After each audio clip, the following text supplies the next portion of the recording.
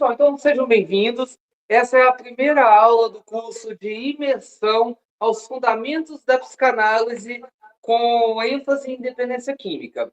É um curso extremamente importante para aquelas pessoas que querem trabalhar com a dependência química e adquirir conceitos teóricos e práticos para manusear o paciente que tem a doença da dependência química. Hoje nós sabemos que muitos terapeutas, psicólogos, enfim, profissionais que trabalham com a dependência química têm uma certa dificuldade de manejo com esses pacientes, principalmente clínicas de internação involuntária e também comunidades terapêuticas de internação voluntária.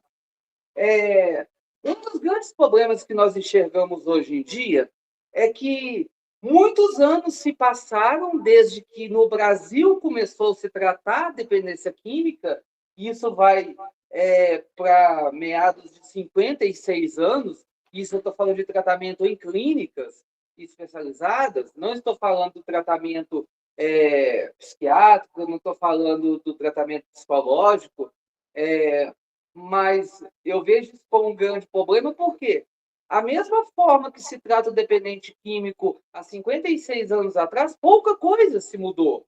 Porém, o perfil do usuário modificou-se. Além do perfil se modificar, nós temos as drogas evoluíram. Antigamente, tínhamos menos usuários de crack, hoje nós temos mais usuários de crack. A cultura se modificou, né? Hoje nós temos a cultura do usuário de cannabis, que é muito mais permissivo do que alguns anos atrás. Após a cultura do uso do crack se intensificar, o uso de cocaína ficou muito mais aceito, por exemplo, do que alguns anos atrás, quando o crack não foi tão introduzido assim, por exemplo, no Brasil.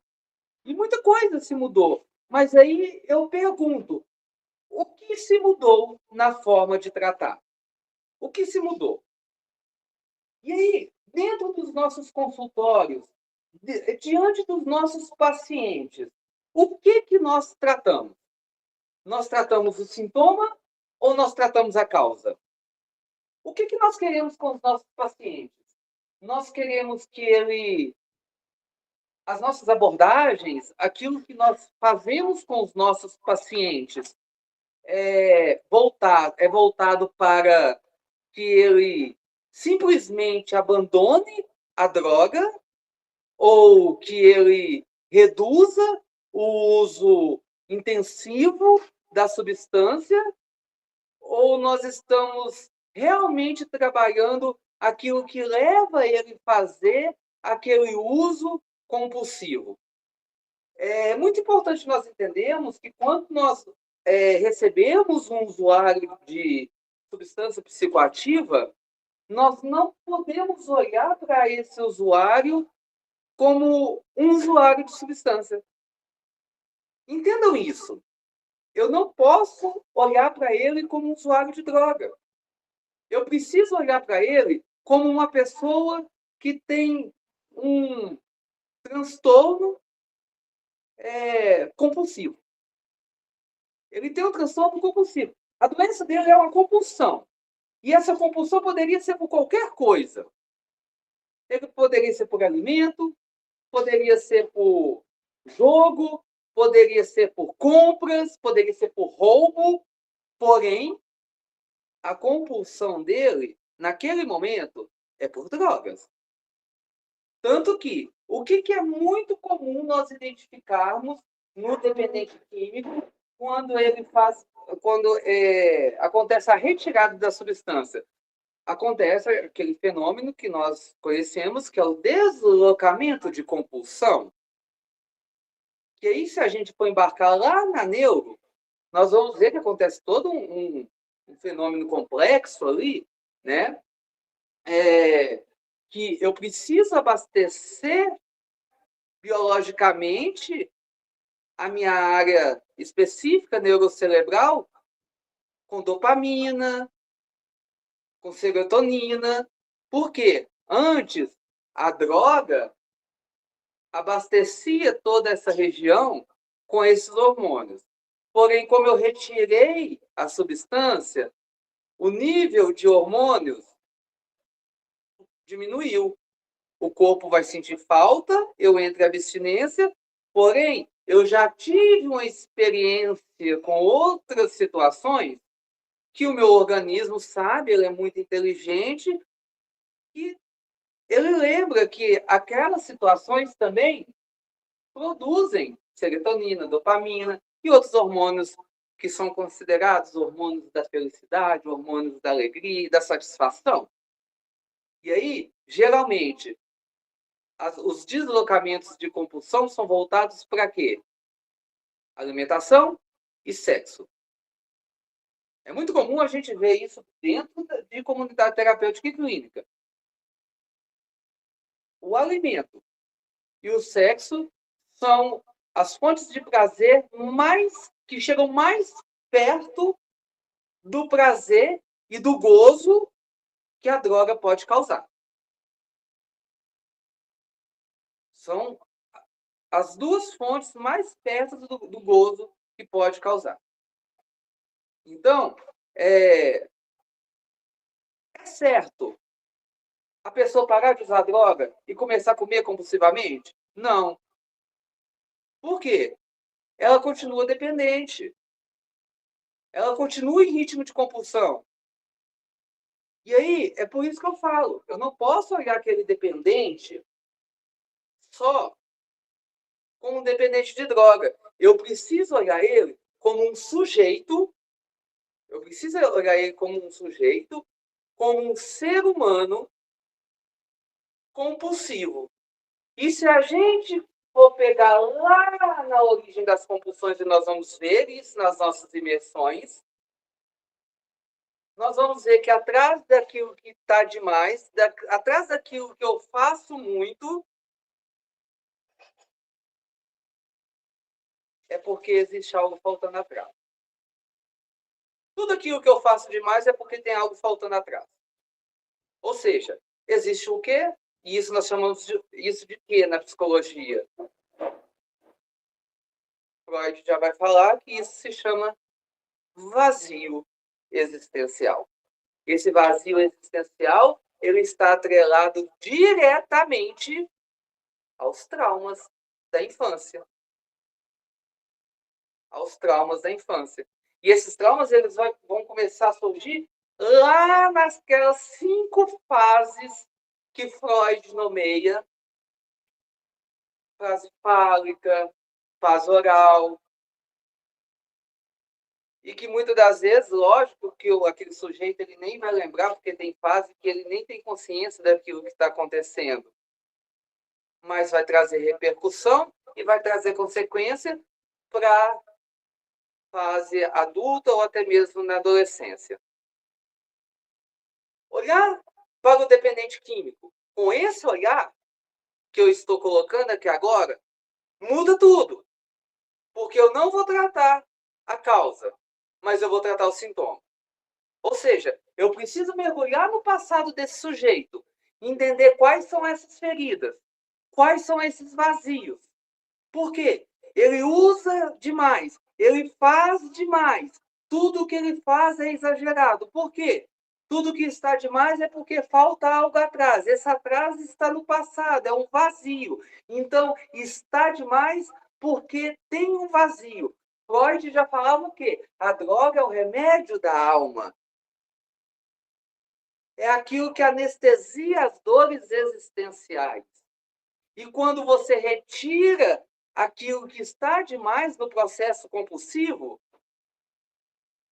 se é um remédio que cura a dor, se eu tiro esse remédio que está curando a dor, logo eu vou sentir o quê? Dor. E se eu estou com dor, eu quero o quê? Remédio. Só que o corpo cria tolerância. Então, se antes eu precisava de 2 gotas de dipirona para minha cabeça parar de doer, e eu tomei 2 gotas durante 1 mês,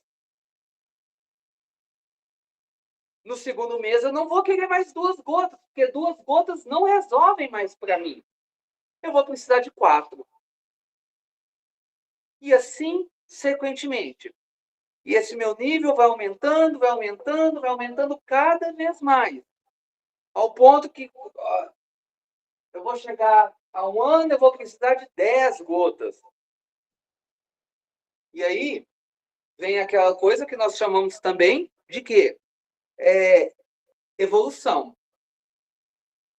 Às vezes eu começo com uma maconha, que já me traz uma sensação de prazer, que já me traz esse anestésico da dor, mas devido à minha situação sociocultural, esse desejo de estar inserido numa sociedade, esse desejo de ser aceito pela sociedade. Opa, peraí, ser aceito? Por que eu tenho essa necessidade de ser aceito? E eu acabo fazendo aquilo que os outros que estão comigo fazem porque eu tenho que ser aceito. Eu não tenho uma opinião própria, eu não tenho uma identidade formada, então eu faço aquilo que os outros fazem porque eu tenho medo de ser rejeitado. Isso vem da onde? De agora? Não, isso vem da onde? Lá de trás. É aonde nós vamos ter que trabalhar. E se eu estou ali e aquele meu grupo, aonde eu estou inserido, usa cocaína, eu vou usar cocaína. A cocaína ela vai ter um efeito anestésico, talvez, muito mais forte do que a maconha. E ao experimentar, o meu sistema de recompensa, que fica bem aqui no lóbulo frontal, ele vai reconhecer que aquilo é muito bom e vai anestesiar muito mais do que a maconha. Logo, eu faço a transferência de substância. Aí eu vou criando tolerância e por aí vai. Jefferson.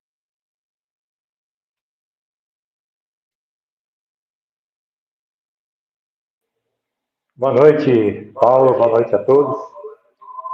Em cima disso, Paulo, do que você está colocando, né, eu não sei se é pertinente discutir. Eu penso que talvez exista uma relação, em cima disso que você está falando, do tipo da substância, né, porque levando em consideração que cada substância vai trazer dependendo do tipo de substância, cada substância vai trazer um resultado diferente, né, para o usuário, né? E em cima desse resultado, né? Porque tem dependente químico, tem adicto que se a gente faz uma anamnese, né, ele tem a droga de preferência dele, né? Por exemplo, ele se identifica com o uso da cocaína e não com o da maconha, por exemplo, como você colocou, né? E se ele se identifica se identificou com o uso da cocaína e não da maconha, o que dentro do uso da cocaína, que dor ele estava querendo anestesiar, que a maconha não foi capaz, né? Qual foi a sensação que o uso dessa substância trouxe que o uso da maconha não trouxe? Tô conseguindo ser claro na minha colocação? Sim, sim, entendi. Bom, a gente não pode relacionar a droga com a dor. Até mesmo porque, vamos tentar entender. Por que João gosta de chocolate e Joaquim gosta. Por que João gosta de chocolate preto e Joaquim gosta de chocolate branco? Sabe? Por exemplo, pode se falar que maconha é a porta de entrada de outras drogas? Não, não pode. Por que não pode? Porque nem todo mundo começa com maconha. Pode-se falar que todo mundo vai chegar no crack?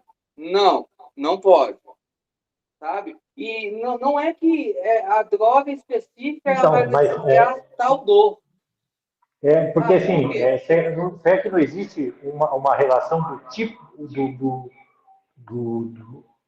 do uso do tipo da substância com essa dor especial, do usuário ter se identificado com droga X e não com droga Y? Não, ela não existe nenhuma relação do tipo da droga com o tipo da dor que a pessoa ela quer anestesiar. Até mesmo porque cada pessoa tem uma reação diferente.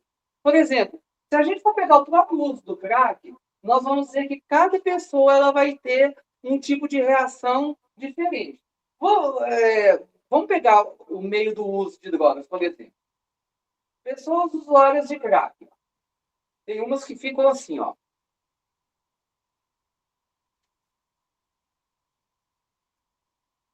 Outras já ficam mais tranquilas. O que eles chamam de onda, né? A onda da droga está muito relacionada com a história da pessoa. Por quê? Vamos tentar entender. Quando a pessoa está fazendo uso da droga, nós temos um rebaixamento do consciente e uma elevação do inconsciente. Então, o que acontece? Quando a pessoa está no uso, vem à tona o seu inconsciente, ou seja, os seus medos, os seus anseios, as suas vontades. Geralmente, o que você pode esperar de um usuário no uso de droga? Se é uma pessoa que já cometeu muito crime, que já passou muita gente para trás e que tem muito medo de polícia, essas coisas, você pode ter certeza, essa pessoa que acabou de fazer uso de crack, ela vai ficar extremamente horrorizada e com medo. Com medo de polícia chegar, vai começar a ouvir vozes de pessoas que ele já fez coisas erradas. Por quê? Porque aquilo está tudo escondido ali no inconsciente. E o que acontece no uso? Rebaixamento do consciente e elevação do inconsciente. Tá? Então, isso vai depender de pessoa para pessoa. Por isso, gente, outra coisa, não vamos generalizar nenhum assunto relacionado à droga. Porque cada um é cada um. Tá? Cada um é cada um. Nós não podemos falar que o que é para João é para Maria. Entendeu, Jafim? Então, eu não posso falar que uma droga ela vai ser ela vai ter um efeito específico para tal do outro.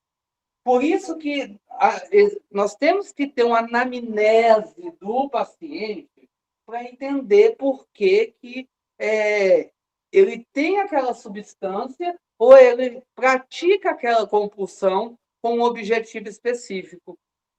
Porque senão, nossa, seria bom demais, né, gente? Imagina. Cocaína serve para anestesiar dores de abandono, dores de rejeição e dores de traição, né? Aí isso é muito bom, né? A gente fala assim, se é para isso, então vamos lá. Vão trabalhar direto, problemas de traição, rejeição e abandono. Pronto, acabou. Né? É igual eu falo assim, tem gente que fala assim, desculpa de dependente químico quando recai. Ah, eu recaí porque eu não fui na igreja, deixei de buscar a igreja, eu não consegui um trabalho, eu deixei de trabalhar, eu não fui no grupo de ajuda, autoajuda. Gente, isso não é desculpa de recaída, não. Se fosse isso, era muito fácil. Vão abrir uma empresa, vão pôr os dependentes químicos tudo para trabalhar. Resolvido o problema. Se o problema é ele não ter ido na igreja, muito fácil também, ué. Vão abrir uma igreja aí, então, e abrir essa igreja, vamos fazer o seguinte, vamos colocar todo mundo para rezar. Todo mundo de joelho no chão, todo dia, pelo menos 10 horas de oração. Você vai ver como vai ser bom. Então, entender também que a recaída, ou lapso, ou processo de abstinência, ele não é igual para todo mundo. O que faz João recair não é o que faz Joaquim também recair. Porque também o processo de recaída é uma série de fatores que está ligado também lá no passado e que são gatilhos hoje que fazem ele voltar desse passado lá atrás. Tá? Consegui te responder, Jefferson? Ou não? Sim, sim, sim, ficou claro. Tá bom. Obrigado. Pessoal, estou sendo claro até agora? Conversa comigo, gente. Sim, sim, da minha parte está bem claro, bem objetivo. Sim, está sendo ótimo. Então tá bom. Você só conversa. Está fazendo total sentido, claro. Eu sou meio carente de vez em quando, eu olho aqui para você, às vezes eu acho que eu dou. Ainda mais que a tela está fechada, eu tenho a impressão que vocês forem fazer janta, eu acho que vocês estão aí em qualquer lugar. Eu converso com vocês, vocês não respondem. Tá bom. Vamos lá. E olha que eu empolgo, tá, gente? Olha que eu nem comecei o conteúdo ainda. É só a introdução da aula. Vamos lá. Vamos ver se eu começo. Tá?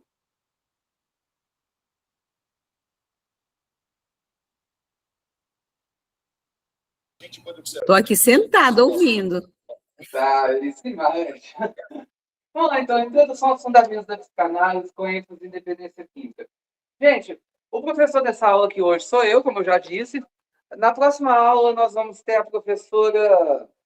Eu não decidi ainda se vai ser o Arley, ou o professor Arley, ou a professora Dani, tá?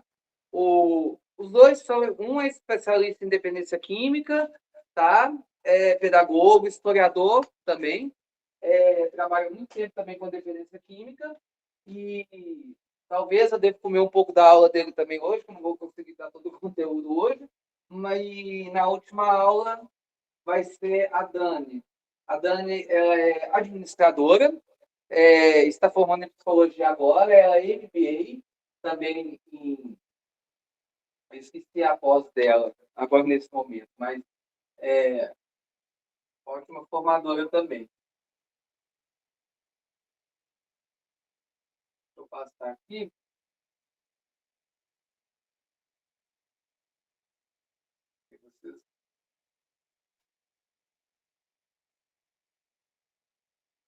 Vamos lá.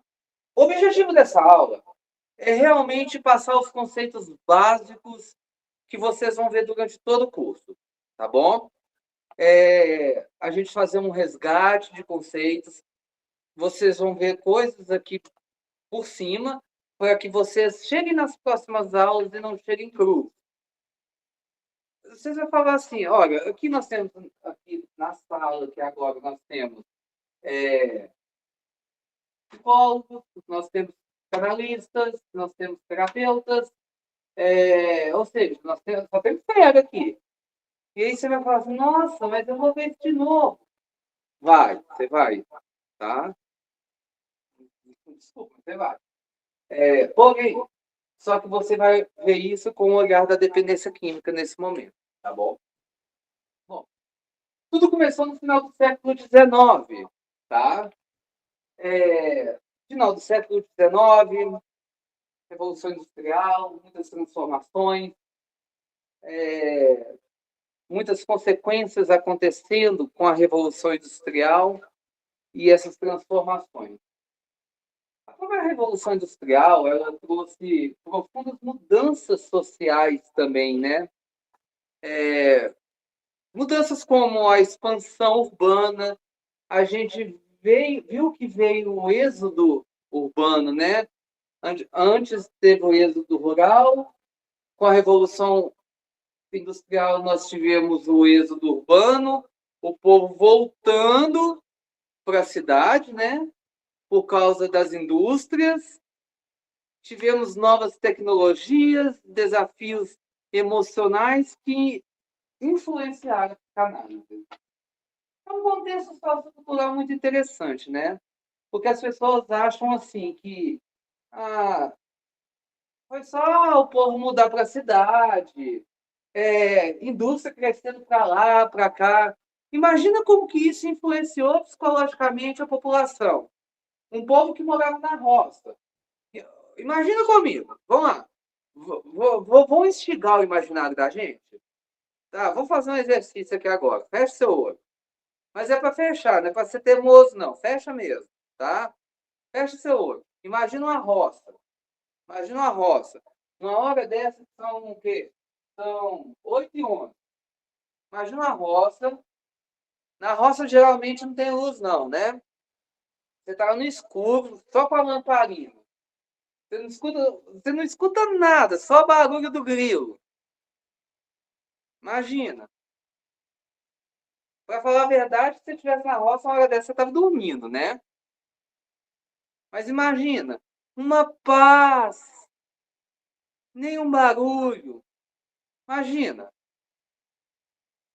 você acorda, naquele friozinho gostoso da roça. Você ir na vida, você tem que andar quilômetros. é cavalo, boi, vaca, galinha. De repente, continua de olho fechado, não abre não. Agora pode abrir o olho. De repente, no outro dia, olha para essa foto aí do slide. De repente, no outro dia, você se depara com isso aí, olha.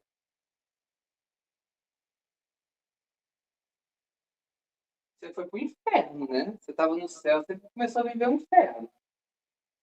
E a gente falando para tudo quanto é lado, depois, até o ar. Você estava respirando gás, oxigênio, de repente você está respirando só gás carbônico.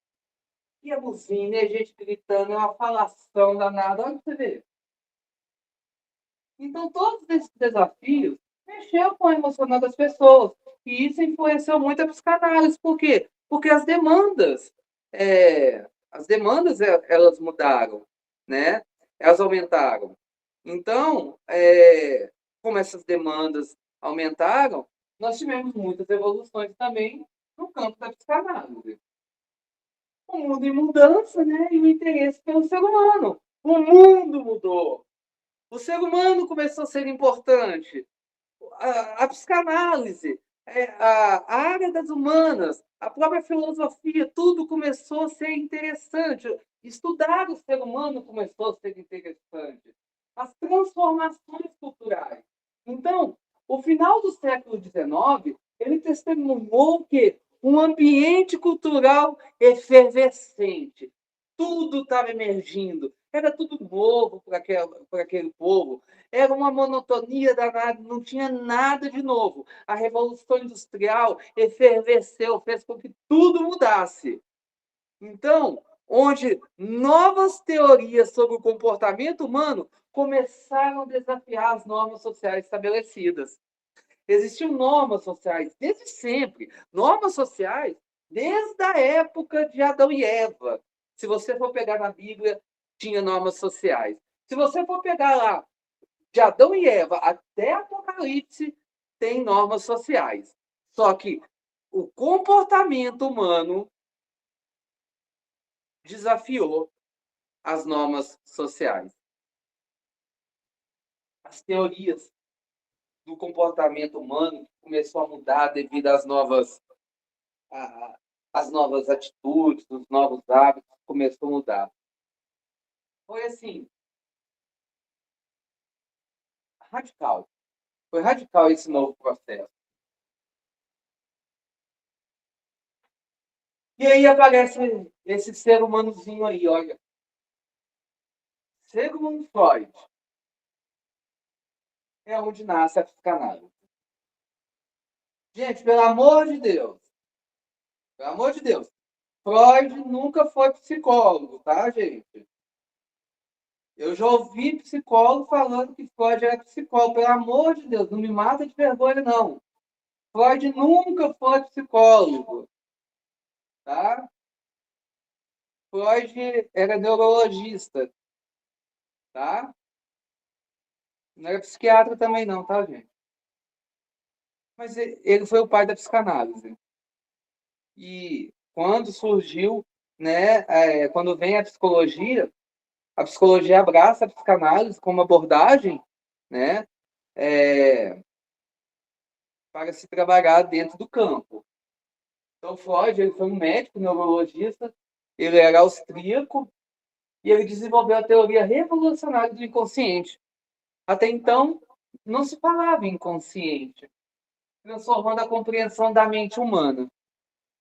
E aí ele vai lançando teorias, e teorias que foram muito duvidadas, foram colocadas em xeque. Freud foi uma pessoa que sofreu muito para provar aquilo que ele precisava provar em cima das suas teorias. Ele trouxe realmente muita coisa nova para a psicologia, para a área da saúde mental em si, né? Ele como neurologista, ele foi um bom psicólogo. Ele foi um bom psicólogo, né? E aí vocês viram que antes de começar a passar essa apresentação, do que eu estava falando? Eu estava falando exatamente de quê? Eu estava falando que existem coisas dentro do inconsciente humano que vêm para fora através de alguns gatilhos. Tem coisas que são boas e tem coisas que são negativas. Essas coisas negativas, elas causam dores.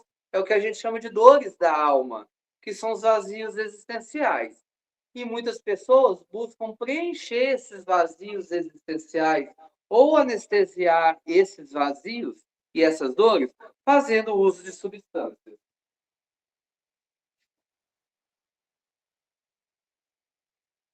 Bom, Freud vem e fala assim, o inconsciente. Mas o que é esse diacho de inconsciente? Vamos lá, tentar compreender a mente humana, né? O inconsciente é a parte da mente que influencia os nossos pensamentos e comportamentos sem que tenhamos consciência disso.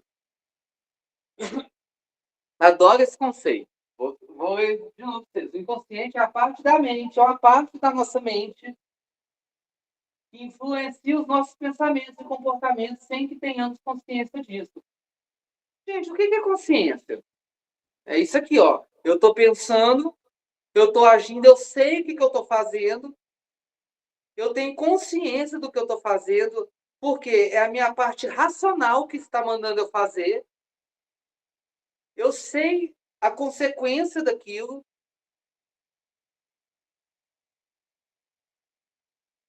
Então eu faço porque eu quero. Mas o que é inconsciente? É aquela parte que vem à tona, que emerge de dentro de mim, sem eu mesmo perceber. Sem eu mesmo perceber. Por exemplo, eu estou dentro de um relacionamento. Eu estou vendo que dentro desse relacionamento, ele é um relacionamento abusivo. Mas eu insisto em continuar nesse relacionamento. Eu continuar nesse relacionamento é o quê? É uma atitude inconsciente. E essa atitude inconsciente, ela influencia os meus pensamentos e comportamentos, sem que eu tenha consciência disso. Porque eu não estou tendo consciência que eu estou permanecendo nesse relacionamento abusivo, porque existem fatores lá do meu passado que fazem com que eu continue assim. Deu para entender? Quer ver uma outra situação? Vamos lá para a dependência química? Eu estou fazendo uso de drogas. Conscientemente, eu sei que isso vai me trazer prejuízo. Eu sei que isso vai trazer para mim consequências. Mas mesmo assim, eu tenho comportamentos, eu tenho pensamentos de uso e continuo no uso mesmo sabendo das consequências, porém, inconscientemente, eu continuo e às vezes nem sei por que eu continuo. Por quê? Porque existem coisas dentro de mim que me levam a fazer aquilo e eu nem sei por quê. Por quê? Porque tem coisas lá do meu passado que deixaram feridas, aberturas,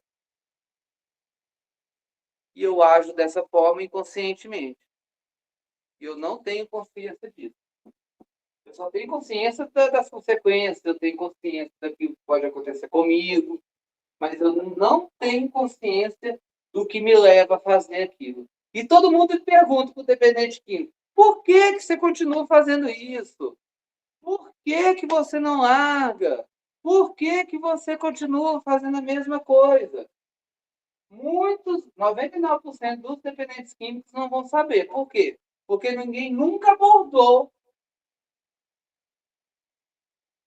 psicologicamente um dependente químico querendo saber, ou levando ele, quer dizer, a entender por que ele está no uso. Então, por isso a importância, pegando aqui já os fundamentos da psicanálise, entender a importância do inconsciente e por que trabalhar esse inconsciente com o dependente.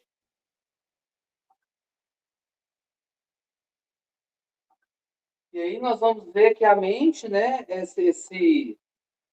essa parte da psique tão importante, é formada de uma estrutura. E essa estrutura aqui, ela é perfeita. Ela é maravilhosa, principalmente quando nós vamos falar de dependência química. Principalmente quando nós falamos de dependência química. A mente, ela é dividida em id, ego e superego. O id, ele representa os impulsos. O ego é os desejos do id. Né? Ele media os desejos. E o superego é a consciência, é o juiz. Eu costumo dizer que é o seguinte: o id é o capeta. O superego é o juiz. E aqui o ego é o anjinho. Ele intermedia. Aqui dentro do eixo da dependência química, nós podemos falar que um dependente em uso, ele não tem ego e ele não tem superego. Ele tem id. É só o id funcionando. É os impulsos e desejos primitivos que buscam gratificação imediata. Tá? Na hora que a pessoa está em compulsão, em uso, ele não está, a estrutura do ego, a estrutura do superego não está funcionando. Só está funcionando o id, que é a estrutura dos impulsos e desejos primitivos. Tá? Por quê? Porque ele ali na droga, ele quer gratificação imediata. Em consequência, tem o superego, que é o juiz. E são dois extremos, tá, gente? Que é a internalização das normas sociais e morais representando a consciência e as aspirações ideais que guiam o comportamento. Por que as pessoas têm dificuldade de sair das drogas quando ela está no uso abusivo? Você acha que o dependente químico está pensando em norma social e moral? Você está pensando que ele está lá aspirando ideais que guiam comportamento? Nunca na vida. Muito pelo contrário. As pessoas que estão observando e as pessoas do seu ciclo social que não usam, principalmente família, representam o superego na vida dele. Porque as pessoas estão o tempo todo injetando regra moral, injetando regra social e tentando guiar o comportamento que ele tem que ter. E o que o dependente químico está fazendo? Fugindo dessas pessoas o tempo todo. Por quê? O que ele está querendo? Gratificação imediata. E o ego? O ego é o mediador entre os desejos do id e as exigências da realidade, buscando um equilíbrio prático e socialmente aceitável. Uma dica para quem quer trabalhar com dependência química e usar psicanálise para isso. Olha, é muito comum acontecer uma coisa. Um dependente químico, ele é muito extremista. Ele é muito extremista. Grande parte deles são muito espiritualizadores, tendem a espiritualizar tudo. E tudo que fazem é o extremo. Ego, na vida do dependente químico, é quase impossível de acontecer.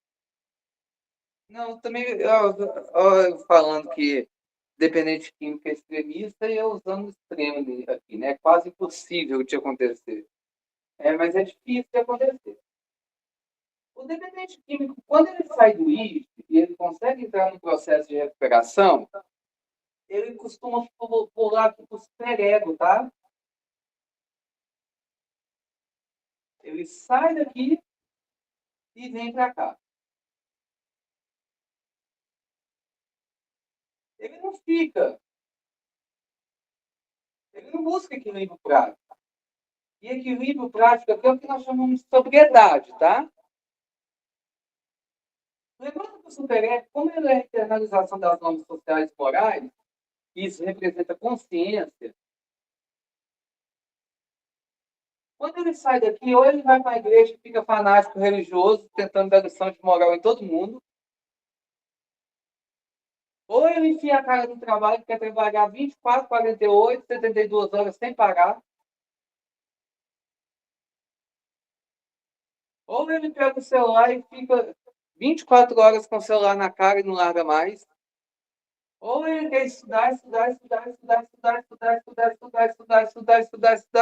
ou seja, tudo que ele pega é demais.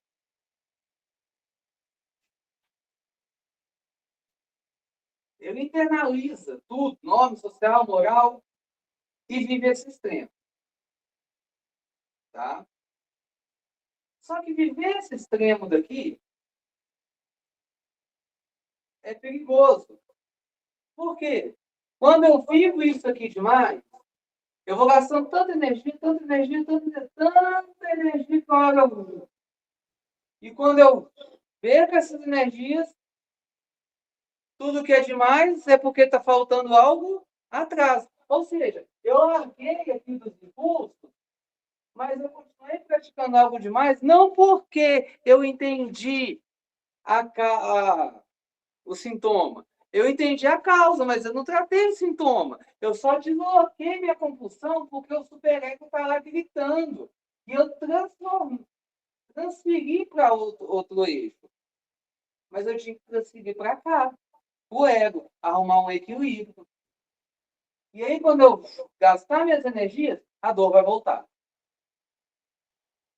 E vamos lá de novo. Córtex pré-frontal, sistema de recompensa, já sabe o quê? E no sistema de recompensa já sabe aonde eu vou achar gratificação imediata. E a gratificação imediata está onde? Na trufa de chocolate, né, gente? Aí cada dependente tem sua trufa de chocolate preferida.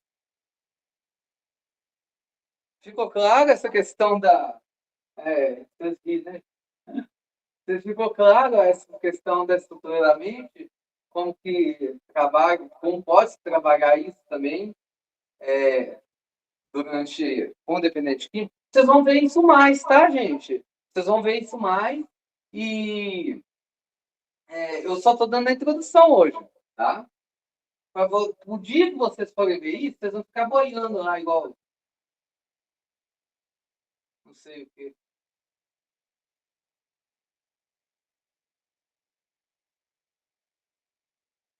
Olha que bacana. Outra linhagem da psicanálise, os mecanismos de defesa. Os mecanismos de defesa do ser humano. Grande Freud também. O ser humano ele tem 3 mecanismos de defesa. Tá? Para que, Paulo, que o ser humano tem 3 mecanismos de defesa? Ora, para se defender, ué. O ser humano... Os animais não têm mecanismo para caçar? Quando ele está com fome, ele caça. Ele não tem instinto de defesa? Tem, ué. Se um animal que é irracional tem um mecanismo de defesa, por que a gente não vai ter? Lógico que nós vamos ter, ué. Aqui eu colocaria mais um. Sabia que mentira é um mecanismo de defesa? Sabia que o ser humano mente é um mecanismo de defesa também? Por quê? Geralmente a mentira é um mecanismo de defesa porque ele está defendendo a identidade dele, ele está defendendo a persona que ele criou, porque ele tem medo de ser rejeitado, porque ele tem medo da consequência que pode acontecer caso a verdade venha à tona. Aqui, gente, eu não estou justificando o porquê de mentir, não. Né? Eu estou explicando por que a mentira se torna um mecanismo de defesa. A pessoa não mente porque ela quer mentir, não. Mas é porque ela quer se defender de algo que ela não quer vir à tona, porque ela tem medo das consequências daquilo que vem à tona. Né? E o Jefferson colocou evitar conflitos, e aí a gente pode ir até mais a fundo, Jefferson, né? Por que eu quero evitar esse conflito? Esse conflito, aí, Jefferson, o que você colocou foi a causa, né? Aí, qual que é o sintoma? Por que eu quero evitar esse conflito? Esse conflito vai fazer eu perder alguém que eu amo? Por que eu tenho esse medo de perder alguém que eu amo? Sendo que perder pessoas talvez possa ser tão natural, né? Porque a gente pode conquistar outras, né? Por que eu não quero perder essa pessoa específica? Será que eu já perdi muito na vida e eu não quero perder mais? Né? Então, mas vamos lá. Os 3 mecanismos de defesa são repressão, o primeiro, né?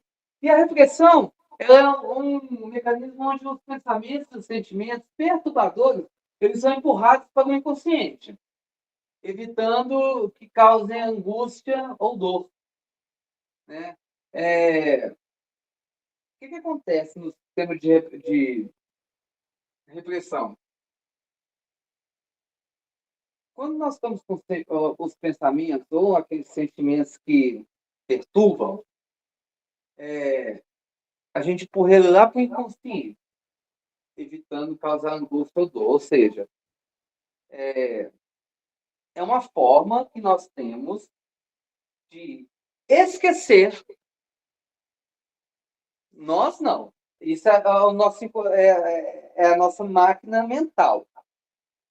Quando a gente passa por uma situação perturbadora, a nossa máquina psíquica, ela, com o tempo, o que ela faz?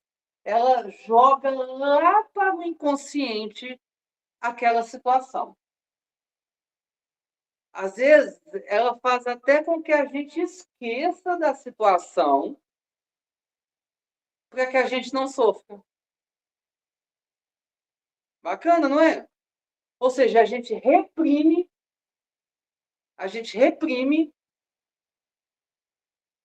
a situação que pode causar dor. Não existe situação que a gente não guarde. Talvez a gente não se lembre, mas está tudo lá. Uma hora vem à tona na vida. Principalmente quando estamos fazendo uso de alguma substância. Outro mecanismo de defesa é a negação. O que é a negação? É a recusa de aceitar a realidade dos fatos. E aí, levando o indivíduo a viver em um estado de distorção psicológica. Eu não aceito a situação e vou negando que aquilo vai acontecendo e eu distorço os fatos. Eu distorço a realidade que eu estou, sabe? E vou vivendo um fantástico mundo de Bob. A minha realidade é uma, mas eu vou tentando viver uma outra e eu mesmo vou acreditando que a minha realidade é aquela que eu estou vivendo. Mas, na verdade, a minha realidade é uma outra completamente diferente. Por que eu vou vivendo uma outra realidade que não é a minha e vou acreditando que aquela realidade é outra? Por quê? Porque eu não aceito. Isso é o sistema de negação. E o dependente químico vive isso direto, tá, gente? Olha, eu posso falar que 100%, praticamente. Só ver aqui, a pessoa que está gritando aqui.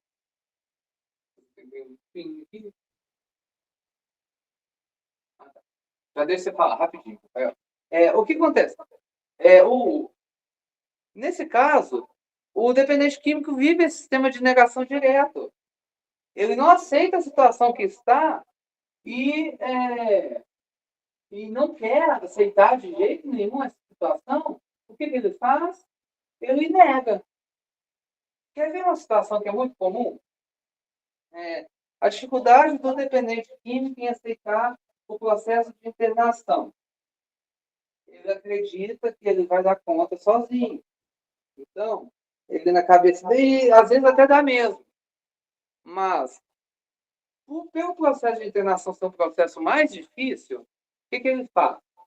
Ele pede, ele cria toda uma situação, um cenário que ele mesmo acredita, para negar que não precisa de internação. Muitas vezes, quando vocês forem trabalhar isso aqui, no dependente químico, vocês vão entender que está dentro dos mecanismos de defesa da psicanálise, que a psicanálise trabalha, né? Ele está dentro de uma negação. Principalmente quando você vai pontuar casos, o dependente químico sempre vai falar assim, que não, isso não tem nada a ver comigo, eu não sou assim. Eles sempre vão estar pontuando isso. É a dificuldade de aceitar. E eles vão contar uma outra história para distorcer aquilo que você está contando. Vai lá, Rafael, pode falar. Boa noite a todos novamente, Rafael falando. Paulo, 2 pontos. Primeiramente, no caso, voltando à repressão um pouquinho, existem aqueles pensamentos onde reprimimos, porém, existem aqueles pensamentos que já vêm desde a infância, reprimidos, que muitas das vezes eu nem tenho consciência de que eles existem, até eu começar uma terapia, um trabalho terapêutico. E o segundo ponto seria, essa repressão, ela é feita de forma consciente ou eu não sei que eu estou fazendo essa repressão? No caso, Rafael, os pensamentos reprimidos, ele não é feito de forma consciente, não. Ele o nosso psique, ele é ligado no automático. Todos esses mecanismos, você liga o carro no automático, ele vai, tá? Já é um sistema automático, até mesmo porque se a gente fosse escolher fazer isso ou não, a máquina ia bugar, sabe? O carro não ia andar, não. Porque se a gente fosse escolher o que nós quiséssemos que fosse reprimido ou não, né, a gente nem funcionaria, porque a gente mal sabe o que causa dor ou não, sabe? Agora, o sistema que é reprimido, ele vem à tona muitas vezes na terapia, sabe? Porque uma coisa que eu costumo dizer, e vocês vão ver muito também com os dependentes químicos, é o seguinte: o que você está sentindo? Não sei. Estou sentindo um trenzinho aqui. Gente, isso é o ó. Isso é o ó. Eu costumo falar, ô meu filho, então você vai procurar um maquinista, que eu não trabalho com trem, não. Tá? Eu trabalho com ser humano. Quem trabalha com trem é maquinista. Tá? E a terapia, ela serve exatamente ele se torna consciente quando você entra no processo terapêutico, sabe, Rafael? Ele entra ele começa a ser, ele é reprimido e ele vai vir à tona quando você começa a fazer a terapia. E esse é o papel do psicólogo. Esse é o papel do terapeuta. Por isso que eu falei no início aqui que quando eu trabalhava com os dependentes químicos em clínica e comunidade terapêutica, eu entendi que a psicanálise era extremamente necessária para trabalhar com dependente químico. Porque enquanto eu trabalhava a causa, eu não tinha resultado. Mas eu tinha que trabalhar os sintomas. Os sintomas estavam onde? Lá atrás. Então eu precisava ir lá no passado daquela pessoa. Para quê? Para fazer ela enxergar onde estava isso. E aí, quando você vai mexendo, você vai mexendo. E aí você leva o paciente a entender, né? E aí vai começando a surgir esses sentimentos reprimidos, esses sentimentos perturbadores. E mesmo assim não sai tudo, não. Mas Tá tudo bem, tá tudo bem. Tem que sair aquilo que tem que sair mesmo, sabe? Mas não é só fazer com que venha à tona.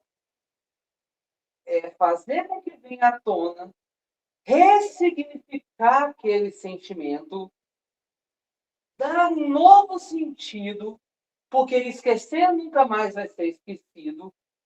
Mas se antes aquilo tinha um sentido negativo, que hoje passa a ser um sentido positivo. Tá? E não somos nós que escolhemos. Foi. Tá bom?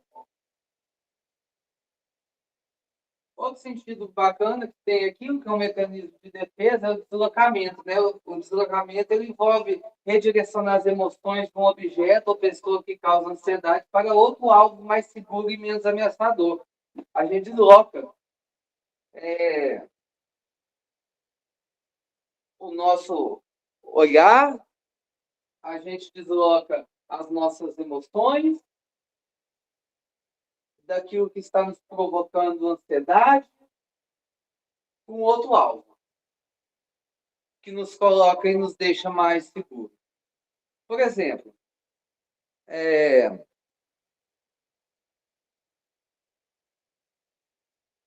eu falei aqui agora mesmo, deslocamento de compulsão. Deslocamento de compulsão. Até então, o que estava me deixando com ansiedade, o que estava aliviando a minha ansiedade, o que estava aliviando o meu, a minha depressão, que seja, o que estava aliviando toda aquela energia dentro de mim era a droga. O que estava trabalhando as minhas emoções era a substância psicoativa. Agora, o que está... Eu larguei ela. Eu estou ansioso, eu estou agitado. O que vai fazer com que eu... Agora, eu não estou usando, eu não tenho mais essa substância. Então, o que vai fazer com que, nesse momento, eu possa ter os mesmos efeitos do que agora? Eu desloco. Eu mudo o objeto ou a pessoa. Agora vai ser comida. Eu vou comer muito. Vou comer muito. Eu vou fumar muito cigarro. Ou eu vou... E por aí vai. Esse é o deslocamento. É um mecanismo de defesa do corpo. É um Febre. Febre é ruim ou bom? Tem gente que acha que ter febre é ruim. Não é ruim. Gente, febre é um mecanismo de defesa do organismo. Se a pessoa está sentindo febre é porque o corpo está reagindo e é um mecanismo de defesa para abaixar a temperatura interna do corpo.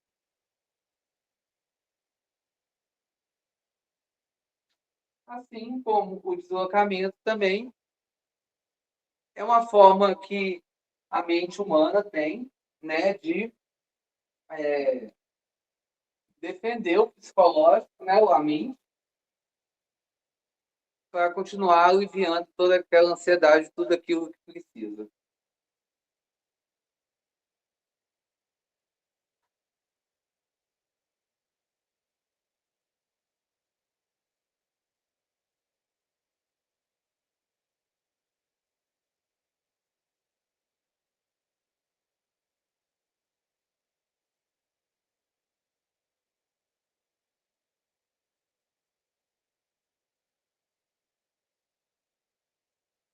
E aí vem Freud e fala, né?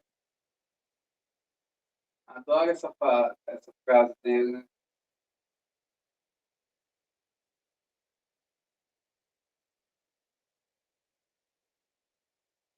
A cura pela fala, a arte da escuta, né?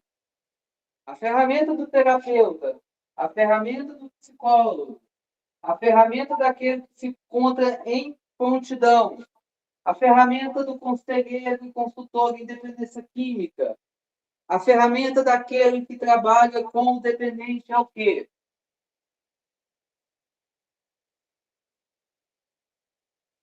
O ouvir, o escutar. É o escutar. Por quê? Não sou dependente químico, né, gente? Mas o curso é com ênfase em dependência química, então vocês vão ouvir eu falar o dependente químico o tempo todo. Vou escutar. Nós vamos escutar sim, porque a cura sai pela fala. E, gente, nós temos que ter, presta atenção numa coisa, nós temos que ter o máximo de habilidade para conversar com o dependente químico. Porque o bicho desconfiado e travado para falar. Mas sabe por quê?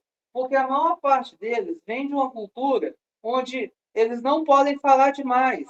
Porque a cultura deles é muito assim, você é cagueta. Eu não vou falar não, porque você vai caguetar. Tem muita coisa disso, tá, gente? Então, a gente tem que ter o máximo de paciência também para saber lidar com essas coisas com eles, porque senão... Então, às vezes, criar esse vínculo de confiança com eles não é fácil, mas nós temos que aprender a lidar com esse tipo de situação, tá? Então, a gente sabe que a cura sai pela fala. Então, nós temos que fazer e aprender com eles, fazer eles aprenderem a falar, né? Do jeito certo, na hora certa. E nós temos que saber e aprender, ter essa arte da escuta. Porque, olha, eles não têm conexões em falas, muitas das vezes. Eles começam falando da esposa, acabam falando do cachorro. Não tem conexão das falas deles, muitas das vezes. Os assuntos geralmente são,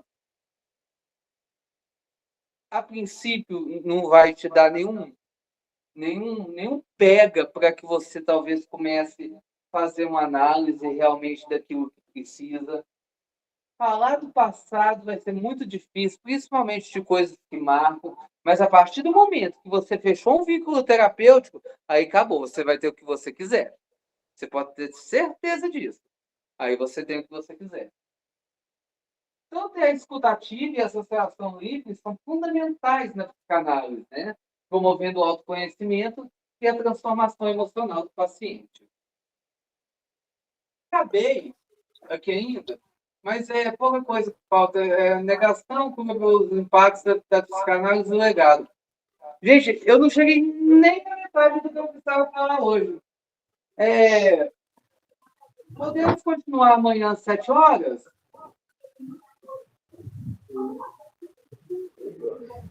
7h30 melhor. Pode ser? 7h30, pode ser? Vai permanecer gravado de amanhã também? Vai permanecer gravado de amanhã, todos os dias. Tá. Pode ser? Para mim também. Pode ficar Ok, tranquilo que vai ficar gravado. 7h30. Tá bom, então. Então, vamos fazer assim. A gente encerra a aula aqui agora. Amanhã, às 7h30, então, a gente retorna. Quem não puder estar, a aula vai estar gravada, tá bom? E aí a gente faz o que precisa, termina essa primeira etapa do módulo 1, e a gente se encontra depois lá no dia 3. E que Deus abençoe vocês, tá? Tenham uma boa noite. Muito obrigado. Sistema de recompensa. Viu? Sistema de recompensa. É gratificante. Gente, muito obrigado. Que Deus abençoe, tá? Tenham uma boa noite. Não façam nada que eu não faria, tá bom? Fiquem em paz. Qualquer dúvida que vocês tiverem, vocês podem estar perguntando. Faça o seguinte, dúvidas, coisas que vocês gostariam que fosse trabalhado na aula de amanhã, coloquem lá no grupo, que aí a gente vai trabalhando, beleza? Fique com Deus, que Deus abençoe. Então, tchauzinho para vocês. Boa noite.